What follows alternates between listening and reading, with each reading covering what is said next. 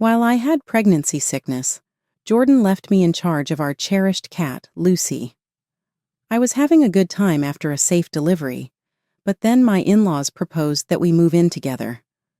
I agreed to live with my mother-in-law because we didn't have much time left together. But the everyday strain eventually became unbearable, and I began to lose my mind over living with my in-laws. You can call me Rebecca Perez. As a young designer working on my first big project, I got to know Jordan. We met multiple times to discuss the new logo that his company had commissioned me to create.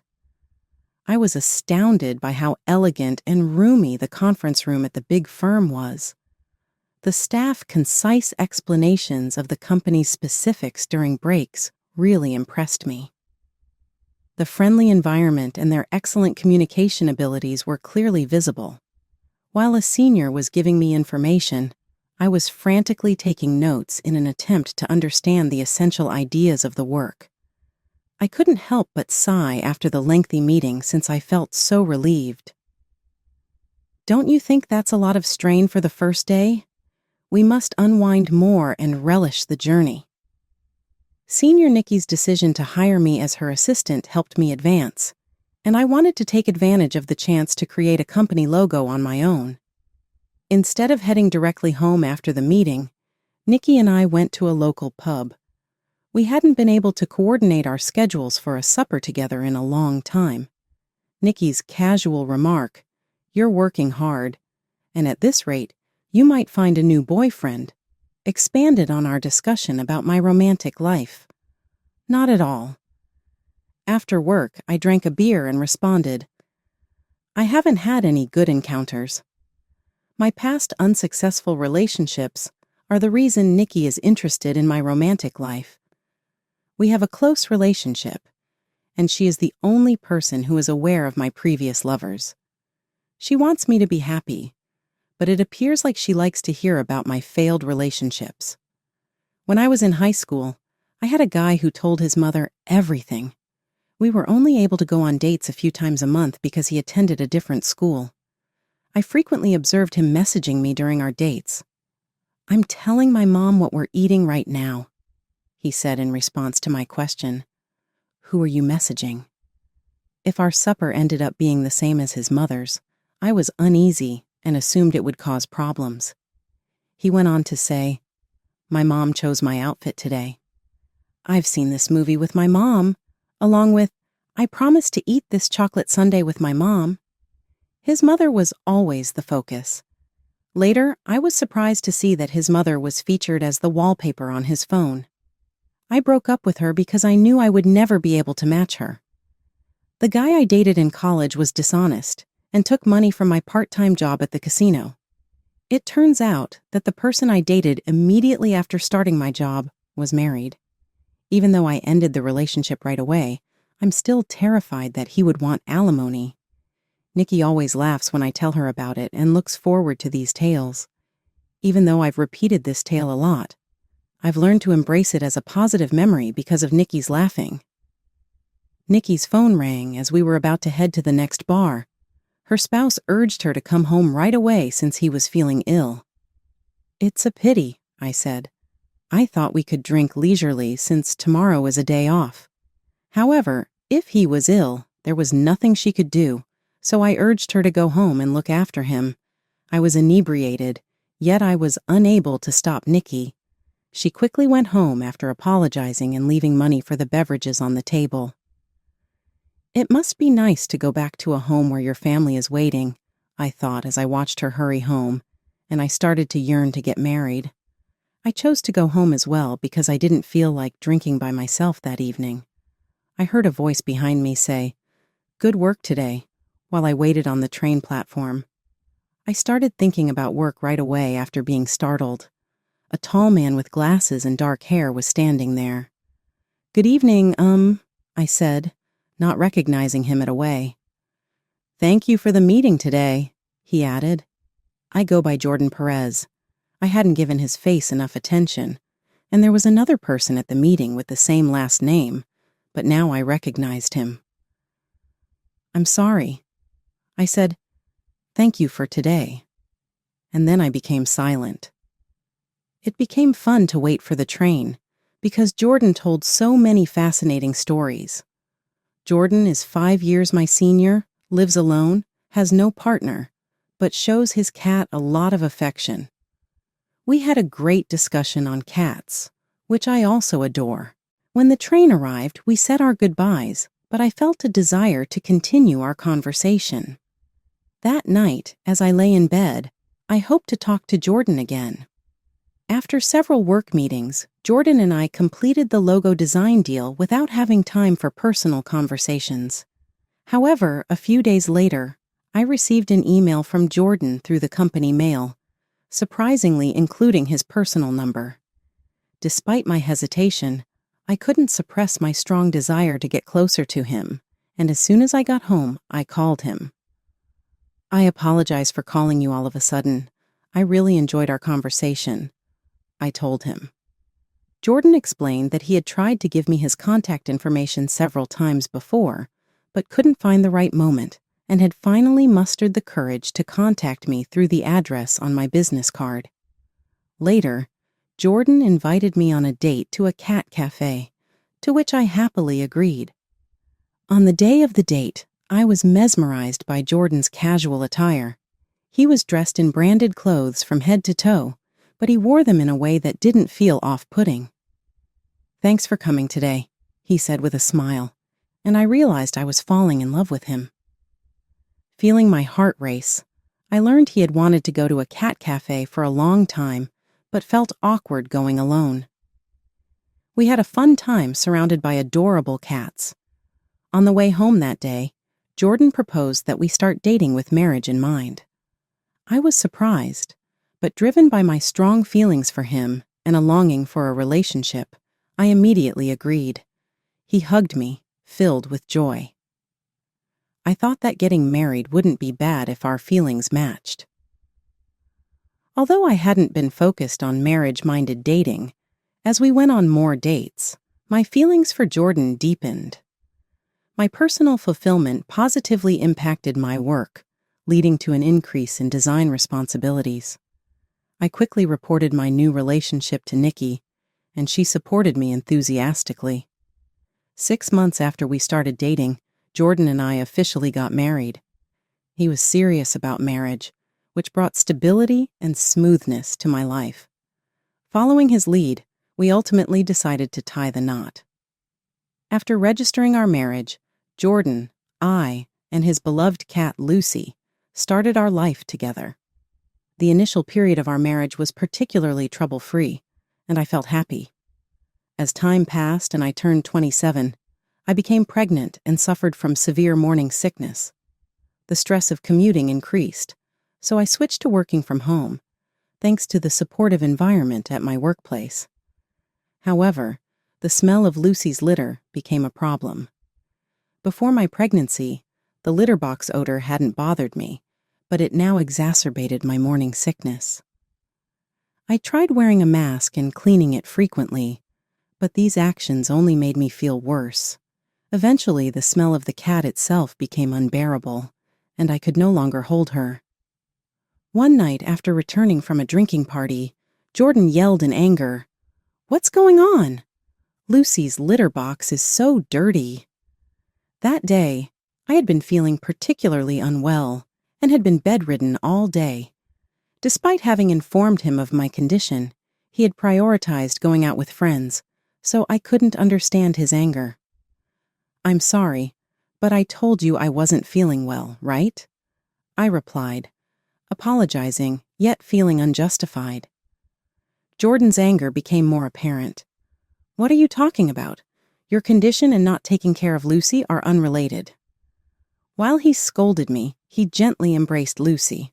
I had indeed used my poor health as an excuse not to clean Lucy's litter box, but I had previously mentioned that her smell was becoming unbearable for me. Despite this, Jordan once again asked me to clean it since I was at home. I accepted the request, but I questioned if it was really a task I should be doing while feeling unwell. Normally, I wouldn't clean it all day while at work, so this shouldn't have been an issue. Thinking about it, I felt a surge of anger. Why should I be blamed? I'm protecting our baby right now. I'm feeling sick from morning sickness, so I can't take care of Lucy. You know the smell of Lucy is tough for me, right? If cleaning is needed, why don't you have her stay at your parents' home until my morning sickness subsides? I blurted that out, and by the time I realized it, it was too late. Jordan took Lucy and left with a terrifying expression. I immediately tried to apologize, but he responded, "I can't be with someone who doesn't love Lucy. I'll return when I've calmed down." So, I waited for his return. However, weeks passed, and Jordan never came back home. One day, he suddenly returned home alone. It seemed his parents had been taking care of Lucy after his mother asked, "How long do you intend to stay here?" Jordan showed remorse, apologized to me, and I admitted that I had gone too far. We reconciled, marking our first major fight as a couple. Afterward, I safely gave birth to our daughter, Charlotte. Months later, Lucy came back home too, and by that time, I no longer noticed the smell. Parenting makes time fly, and Charlotte has already become a fashionable 5-year-old girl. I returned to work from home and found myself struggling with balancing work and parenting, but I was living a satisfying life since resolving the issue with Lucy Jordan. I hadn't had any major fights, and we'd been living cooperatively. Then suddenly, an event occurred. My mother-in-law fell seriously ill and with only a short time left, wished to live with us. I've had little to no relationship with my in-laws, only seeing them during New Year celebrations, so the proposal to live together left me perplexed. Since Charlotte was born, visits from my in-laws have been sparse, and our relationship has been quite thin. However, for me, that level of distance was appropriate. Therefore, I proposed moving to an apartment near my in-laws' home. Since daily meal preparations are needed, bringing them over is tedious, and a large house with plenty of rooms would expand our living space. Jordan argued that living together was economically advantageous since he would pay the rent and utilities. We, as a couple, are financially independent, with him taking care of the rent and utility bills. We save a fixed amount each month, and the rest is managed freely by each of us. Therefore, cost is not an issue for me. Despite feeling that living with others is difficult, it seems he does not understand my feelings. Charlotte was happy with the spacious house. I agreed to live with my in-laws on the condition that we would end the arrangement when my mother-in-law either recovered or passed away. Thus, we moved to my in-laws' house when our daughter started elementary school. My mother-in-law's illness was severe, and she couldn't stand for long periods, but she was able to manage her bathroom and bathing needs independently, so the need for care was less than expected. My duties remained the same as before, only with increased laundry and cooking, which I did not find difficult. My mother-in-law checks Charlotte's homework when she returns home and seems too well to pass away soon. The problems, however, were with my father-in-law and Jordan. My father-in-law would casually give commands, expecting me to understand and act immediately, which, of course, was not always possible. Witnessing this, Jordan began to take advantage of me more and more, and situations such as the following started to occur. Considering my mother-in-law's health, I always made lightly seasoned meals. However, my father-in-law seemed dissatisfied with the seasoning. At mealtimes, he would point at the meal and demand salt or pepper. After complying a few times, I could no longer bear it and started leaving condiments on the table from the beginning, urging him to help himself.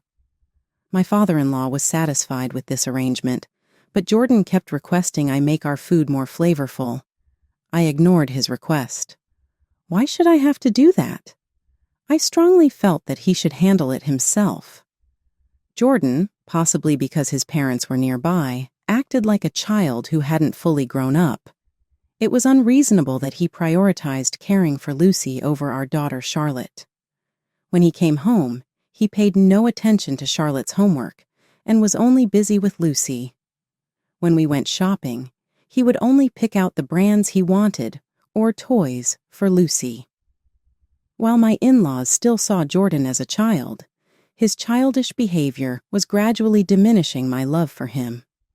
What I found most distressing was when my father-in-law interfered with Charlotte's actions.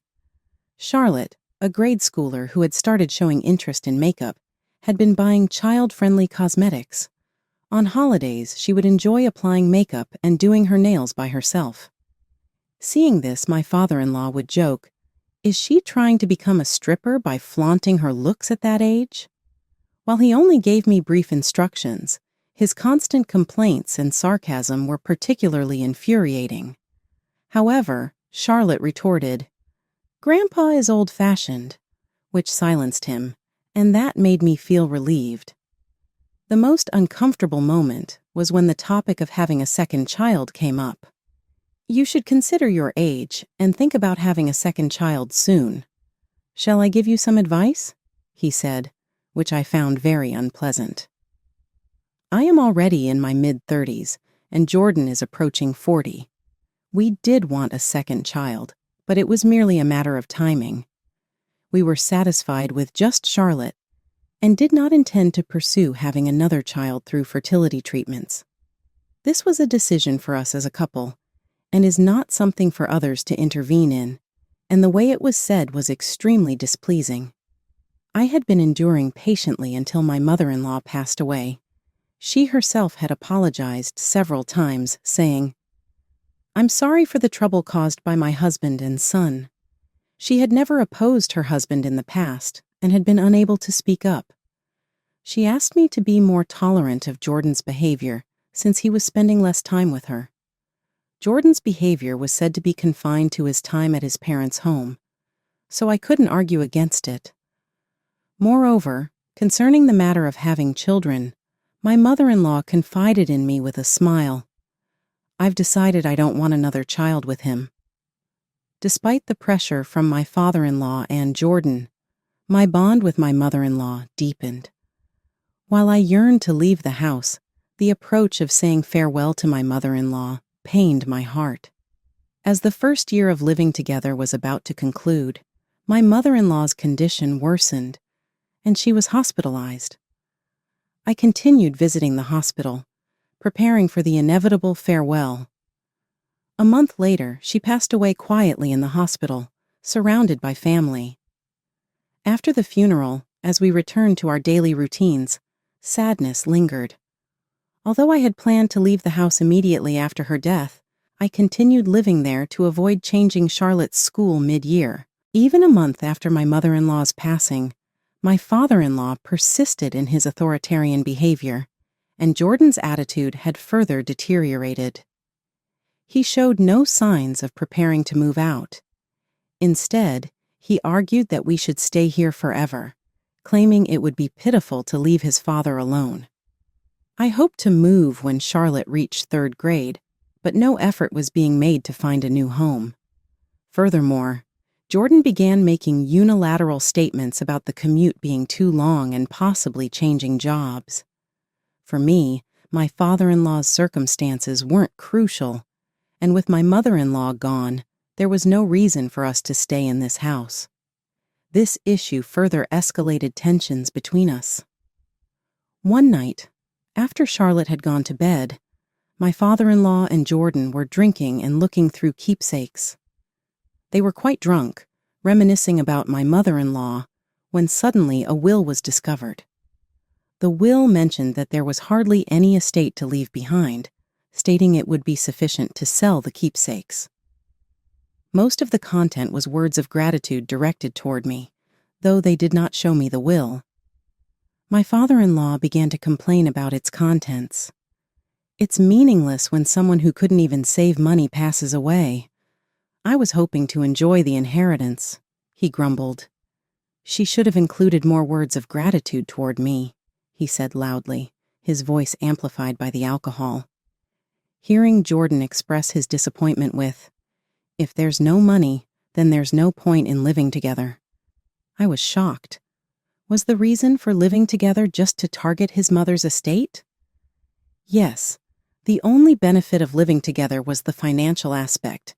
We lived here without paying rent, being able to freely spend money. We intended to continue this lifestyle, my father-in-law laughed. Unable to contain my anger, I felt my grip tighten, but as my father-in-law pointed to the will, he sneered. As the will states, you took care of me despite being busy. Busy? You've just been sitting at home doing nothing. A freeloader who doesn't pay anything is just a burden in terms of food costs. Get out of this house.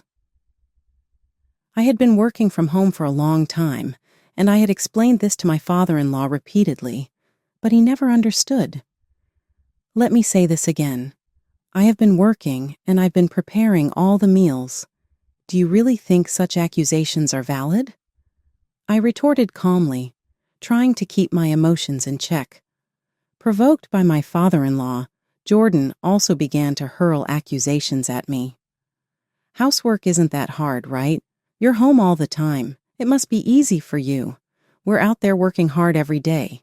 You're just freeloading at my parents' house, he said. Despite his drunken state, Jordan's words were rude beyond comprehension. He deemed the household chores insignificant. Yet, since moving back home, he hadn't lifted a finger. Without responding, I just retreated to my room. They continued laughing, showing their contempt for me. I resolved to show them exactly what their future would look like without me. The next morning, while the two were still asleep, I took Charlotte and left the house. That night, Jordan called. I could guess what he had seen, but it took him quite a while to notice. What is this? He sounded flustered. Unable to contain it any longer, I almost burst out laughing at his words. What do you mean? Are you calling because you can't understand the bank book? If so, you should ask your father directly, I replied coldly. Before she went to the hospital, my mother-in-law had given me the bank books, entrusted me with managing the household finances, and left information on debts my father-in-law and Jordan had, along with a divorce application. Unbeknownst to many, she had been gradually depleting her savings to cover living expenses, as my father-in-law had accumulated a significant amount of debt, costing us over $5,000 a month. By the time of her passing, there was hardly any estate left because the savings had already run out. Not wanting to cause unnecessary worry, I took over the cost of living expenses without informing them. Why do you have so much money? Jordan asked. I didn't answer his question but continued.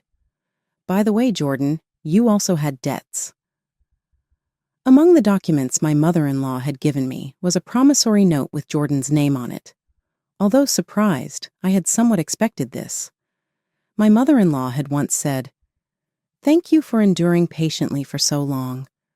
After I'm gone, I want you to live freely, released from the binds of your husband and Jordan.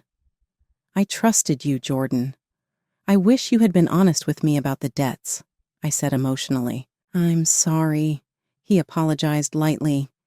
His casual apology seemed to presume forgiveness, and I pressed him further. Is there nothing else you need to say? I was looking for more than just an apology. After a moment of silence, he finally began to speak.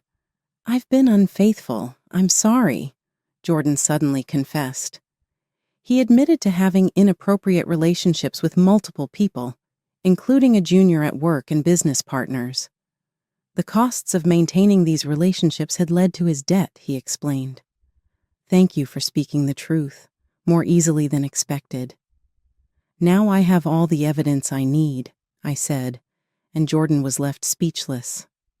Having suspected Jordan's infidelity, but lacking concrete evidence, I had set a trap to test him by secretly recording his statements as proof. You thought I didn't know about the affairs. The divorce is already a foregone conclusion, so please prepare the paperwork quickly. I'll be taking a fair share of the assets, I declared firmly. Jordan panicked on the phone, but I calmly ended the call. Afterward, through a lawyer, I ensured I received a fair share of the property division, and the divorce was officially finalized. Jordan ended up accumulating even more debt due to the payments required for the property settlement. I obtained sole custody of our daughter, Charlotte, and completely severed ties with Jordan, choosing not to receive child support from him. Thanks to Jordan confessing details about his infidelity, I even received apologies from his affair partners. A severe conflict erupted between Jordan and his father over financial issues, eventually leading to Jordan being disowned and ousted from the family home. The tension between the two escalated to the point where local residents had to call the police due to the disturbance. This series of events facilitated the smooth progression of our divorce proceedings, providing me with some relief.